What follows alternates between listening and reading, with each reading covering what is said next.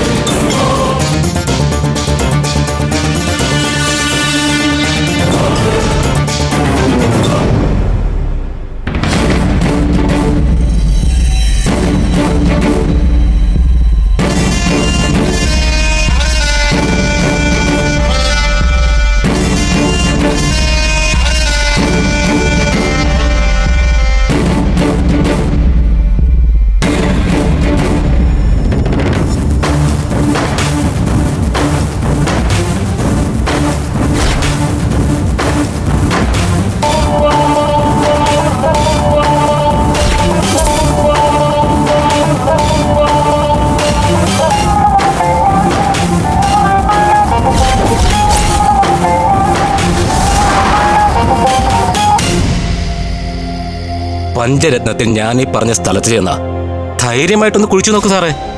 നിങ്ങൾക്ക് വേണ്ട തെളിവുകൾ അവിടുന്ന് കിട്ടും. ഇടവും താൻ ഞങ്ങൾ പോലീസുകാരെ പണിയെടുപ്പിക്കാൻ നിൽക്കണ്ട. എന്ത് തെളിവുകളാ കുഴിച്ചിട്ടിരിക്കുന്നത് അത് പറ. എവിടെയാണ് സ്ട്രോങ് അല്ലെങ്കിലേ കലാവതിയുടെ പ്ലാനിങ് ഒന്നും നടക്കില്ല. എൻഗേജ്മെന്റ് നടന്നൊന്നും വരും. എവിഡൻസ് നല്ല സ്ട്രോങ്ങാ സാറേ. ചന്ദ്രസേനന്റെ അതേ ബ്ലഡ് ഗ്രൂപ്പിലുള്ള രക്തം പുരട്ടിയ അയാളുടെ തന്നെ വസ്ത്രങ്ങളും രക്തം പുരണ്ട കത്തിയുമാണ് പഞ്ചരത്നത്തിൽ ഞാൻ ഈ പറഞ്ഞ മരത്തിന്റെ ചുവട്ടിൽ കുഴിച്ചിട്ടിട്ടുള്ളത്. അമൃതയെ പ്രതിയാക്കാൻ തൽക്കാലം അത് പോരെ. മതി. DNA ടെസ്റ്റ് ചെയ്ത് ബ്ലഡ് ചന്ദ്രസേന്റെ അല്ല എന്ന് തിരിച്ചറിയുന്നതുവരെ അവളെ പ്രതിസ്ഥാനം നിർത്താൻ അത് മതി. ആ റിസൾട്ടൊക്കെ വരുന്നതിന് മുമ്പ് കലാവതി മേഡം ഉദ്ദേശിച്ച കാര്യങ്ങൾ ഒക്കെ നടക്കും. മഹേന്ദ്രനുമായുള്ള അവളുടെ കല്യാണം നടന്നു കഴിഞ്ഞാൽ അവൾ നിരപരാധിയാണെന്ന് തെളിഞ്ഞു കഴിഞ്ഞാലും കുഴപ്പമില്ല. സത്യം പറ മഞ്ചാടി, കലാവതിക്ക് വേണ്ടി ചന്ദ്രസേനെ തട്ടിയത് താൻ തന്നെയല്ലേ? ഛേ, ഞാനാ? ഒന്ന് പോ സാറേ. അതിനുള്ള ധൈര്യം ഉണ്ടായിരുന്നെങ്കിലേ ഞാൻ ഇതിനു മുമ്പ് എവിടെയെങ്കിലും ഒക്കെ എത്തിയേനെ. സാരമില്ലടോ, ഇങ്ങനെയൊക്കെ തന്നെ എല്ലാരും തുടങ്ങുന്നത്. ഇതല്ലേ CSR പറഞ്ഞ സാധനം? അതെ അതെ, ഇനിയുണ്ട് ഐറ്റങ്ങള്. കുഴിക്ക്. ഇതിന്റെയൊക്കെ വീഡിയോ എടുക്കുന്നത് CSR പ്രത്യേകം പറഞ്ഞതാ. നീ വീഡിയോ എടുക്ക്.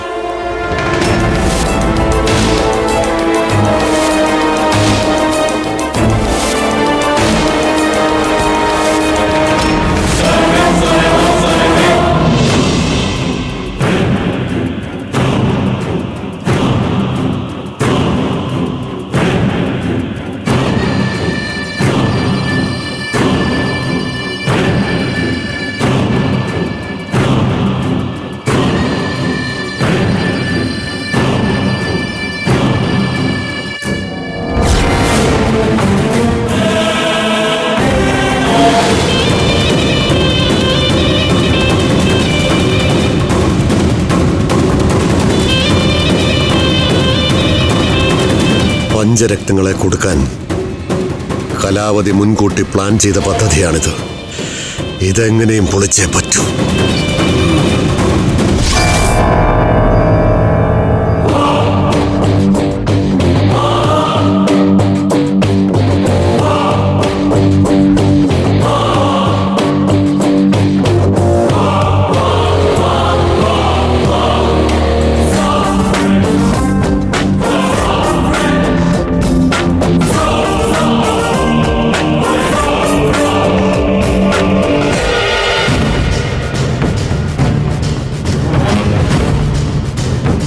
സർ,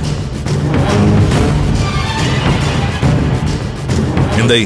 ഈ വീട് മുഴുവൻ ഞങ്ങൾ അരിച്ചു പറക്കി സർ. പ്രത്യേകിച്ച് ഒരു തുമ്പും കിട്ടിയില്ല. നിങ്ങൾ എല്ലായിടവും ശരിക്കും നോക്കിയോ? നോക്കി സർ.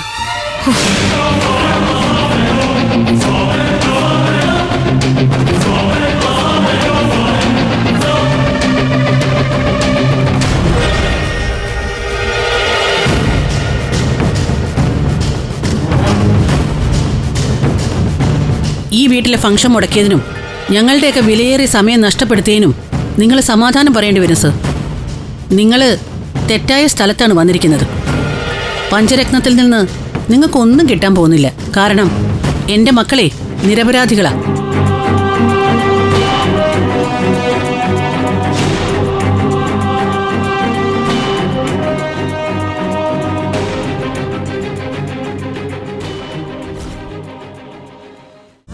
ഫ്ലവേഴ്സിൽ 2 പുതിയ പരമ്പരകൾ. വീട്ടിലെ വിളക്ക് എല്ലാ ദിവസവും രാത്രി 8:30 ഫ്ലവേഴ്സിൽ. മഹാലക്ഷ്മി എല്ലാ ദിവസവും രാത്രി 9 മണിക്ക് ഫ്ലവേഴ്സിൽ.